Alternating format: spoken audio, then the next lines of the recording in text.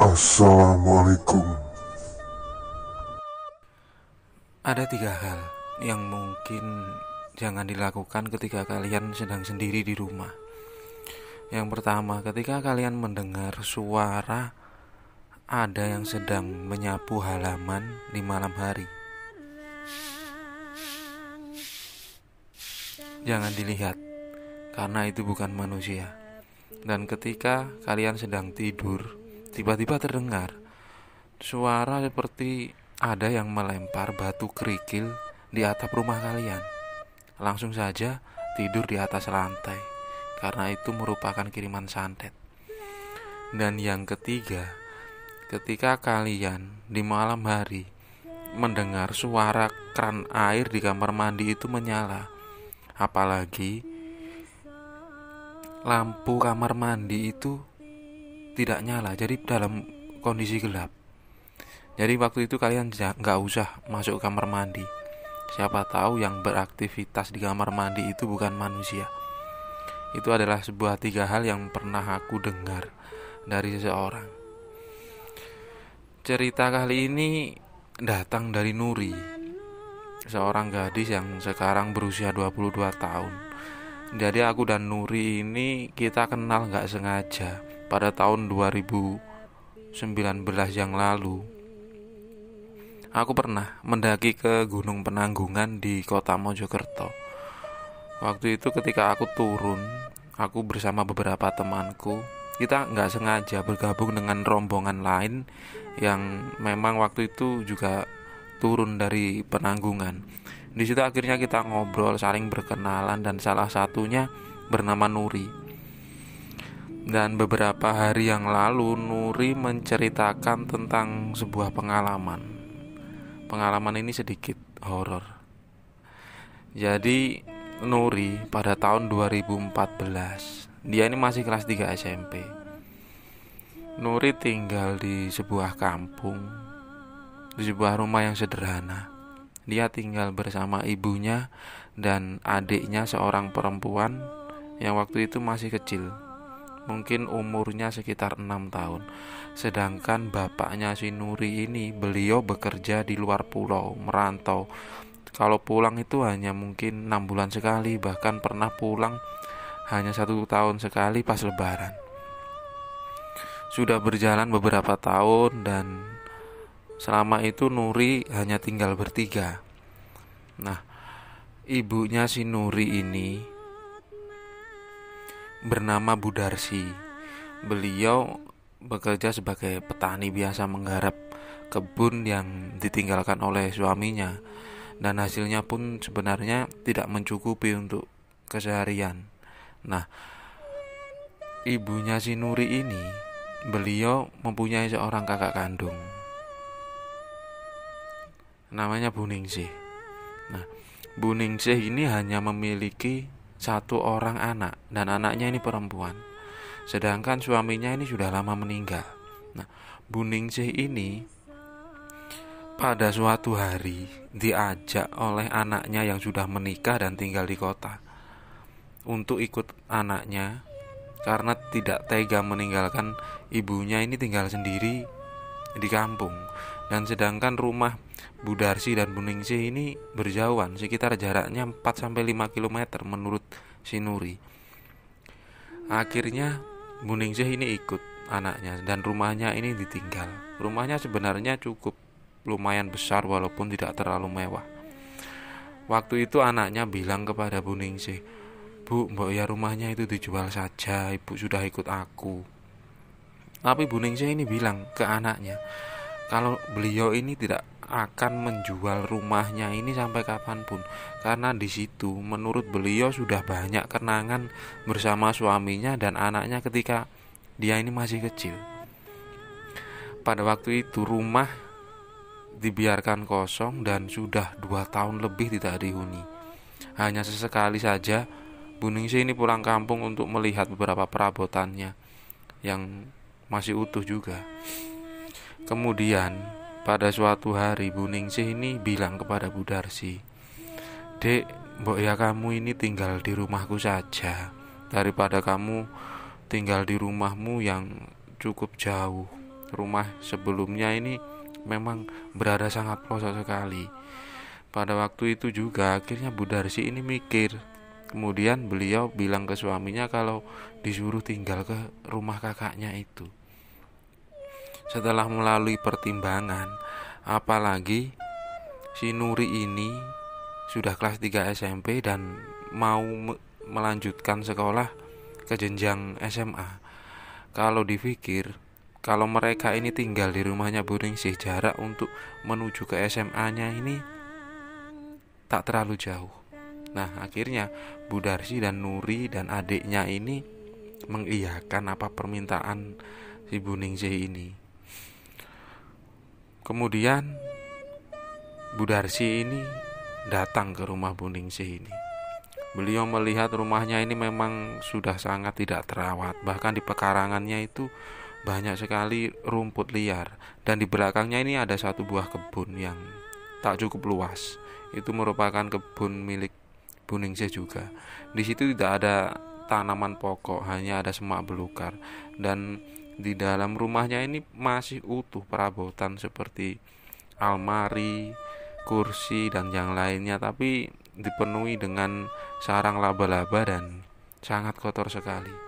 Pada waktu itu, Bu Ningsih ini sampai memberikan uang kepada adiknya Bu Darsi sebesar 1 juta rupiah untuk mencari pekerja yang mau membantu membersihkan rumah dan pekarangannya.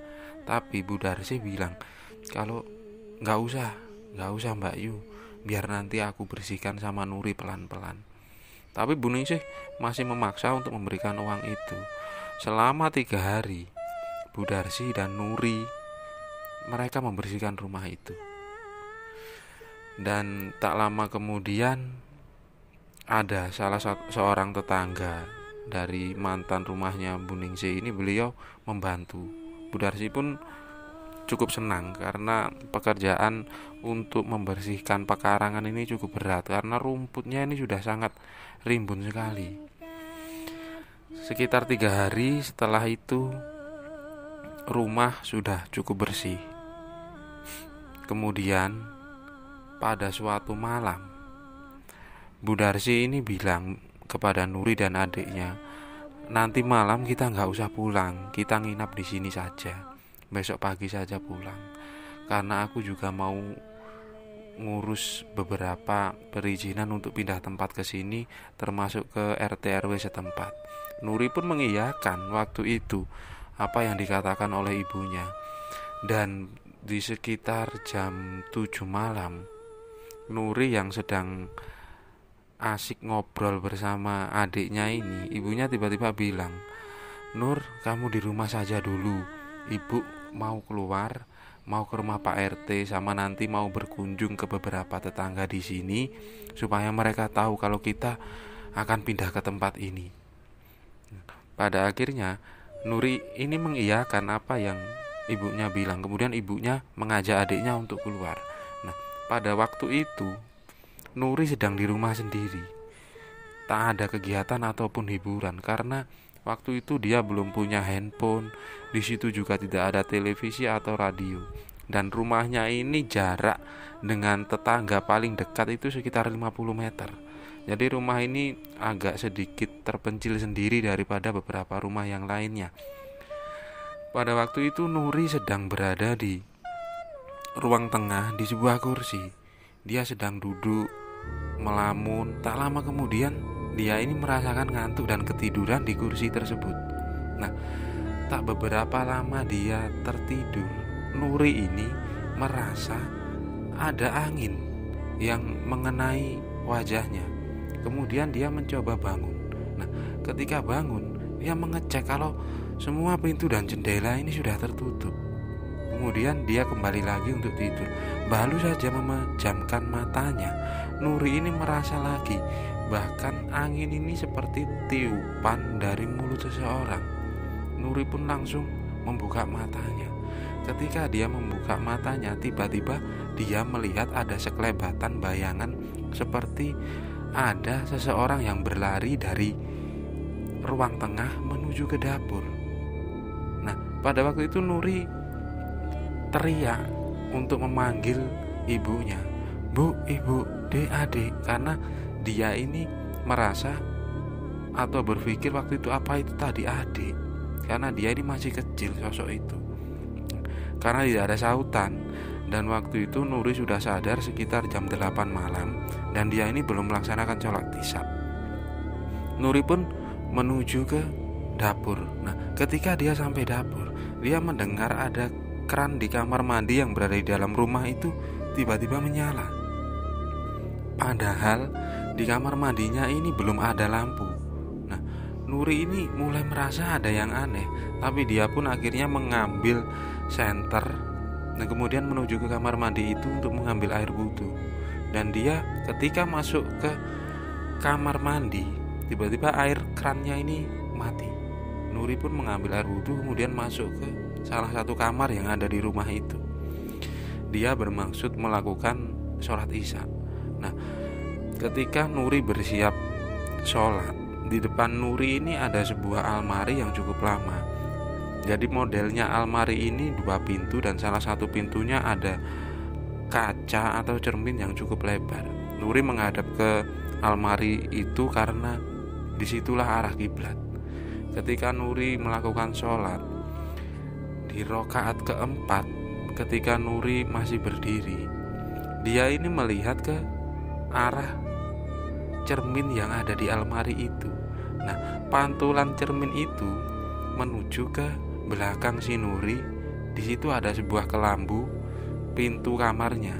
Dia ini melihat ada seperti sosok perempuan sedang mengintip dari kelambu itu.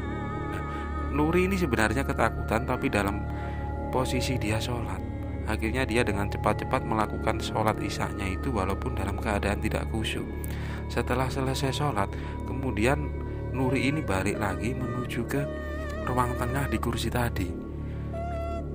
Dan pada waktu itu Nuri ini mendengar seperti suara langkah kaki. Dan langkah kaki ini kadang berjalan, kadang berlari, dan suara itu berasal dari kamar mandi dan dapur yang ada di belakang. Karena merasa takut, si Nuri akhirnya berinisiatif untuk keluar dan mencari ibunya dengan berjalan tergesa-gesa menuju ke pintu depan. Nah, pada waktu itu Nuri berusaha membuka pintunya, tapi kenapa dia ini sangat kesulitan sekali, entah karena takut atau apa. Dan ketika Nuri berhasil membuka pintu depannya ini untuk keluar, dia ini melihat dari belakang ada seorang anak kecil yang seumuran adiknya dan rambutnya ini gimbal. Dia ini terus memandang si Nuri dengan tatapan kosong. Nah, Nuri mencoba tidak takut, tapi dia memperjelas pandangan itu karena dia berharap sebenarnya itu cuma halusinasi. Tapi semakin Nuri melihat sosok itu, ternyata anak kecil yang rambutnya gimbal itu kemudian mendekat ke arah Nuri. Nah, akhirnya si Nuri ini ketakutan. Dia berlari keluar menuju ke salah satu rumah yang paling dekat dengan rumah yang akan dia tinggali ini. Pada waktu itu kebetulan dia berpapasan dengan si ibu dan adiknya. Dan ibunya ini kaget, bertanya kepada Nuri, "Nur, kenapa kamu lari? Kenapa kamu gak nunggu di rumah saja?" Kemudian Nuri ini bercerita kepada ibunya tentang apa yang dia alami tadi. Pada akhirnya ibunya ini menenangkan si Nuri. "Nggak usah takut, Duk, gak apa-apa. Maaf ibu tadi kelamaan karena ngobrol di tempatnya Pak RT cukup lama. Ayo sudah kita pulang. Memang kalau rumah tidak dihuni lama itu mungkin ada yang ninggali, tapi kamu gak usah takut. Ayo, ada ibu sama adik." Kemudian mereka kembali lagi masuk. Padahal waktu itu Nuri ini bilang ke ibunya, "Ayo Bu, kita pulang saja ke rumah sana, besok atau lusa saja kita nginep di sini." Tapi ibunya ini bilang, "Ini sudah malam, siapa juga yang mau nganter kita ke rumah? Sudahlah, gak apa-apa, nanti ibu temanin." Pada waktu itu akhirnya mereka nginap di tempat itu dan tidak ada apa-apa di malam itu. Keesokan harinya ibunya ini bercerita kepada Nuri karena Nuri ini sekolah. Jadi ibunya ini meminta bantuan ke sesepuh yang ada di kampung itu untuk menetralisir memang tempat ini sudah lama tidak dihuni. Apalagi di belakang rumah, di perkebunannya ini sangat rimbun sekali.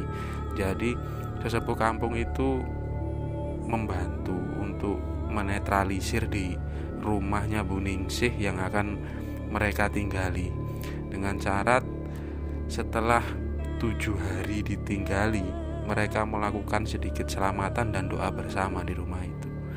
Dan itulah sedikit cerita dari Nuri ketika dia meninggali rumahnya budenya itu. Walaupun sekarang Nuri ini sudah kembali lagi ke rumah asalnya karena rumah dari budenya ini sudah dijual karena budenya sudah meninggal dunia.